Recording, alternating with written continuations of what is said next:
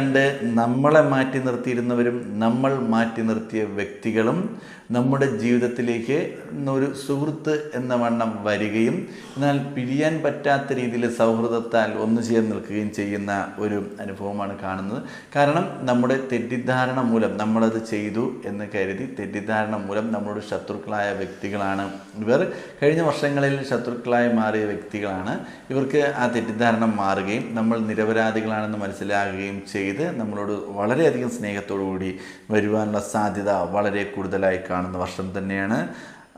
ആരോഗ്യ പ്രശ്നങ്ങൾ മൂലം പല തീരുമാനങ്ങളും മാറ്റിവയ്ക്കേണ്ടി വരുന്ന ഒരു വർഷമായിരിക്കും 2025.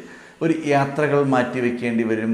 നമ്മുടെ പ്രോഗ്രാംസ്, അതായത് വളരെ വിനോദകരമായ യാത്രകൾ ചെയ്യാൻ ആഗ്രഹിക്കുന്നുണ്ടെങ്കിൽ ആ യാത്രകൾക്ക് മാറ്റം വരും. മറ്റ് പല കാര്യങ്ങൾക്കും, ബിസിനസ് സംബന്ധമായ കാര്യങ്ങൾക്കുള്ള പ്രശ്നങ്ങൾക്ക് മീറ്റിങ്ങുകളെല്ലാം മാറ്റിവെക്കും.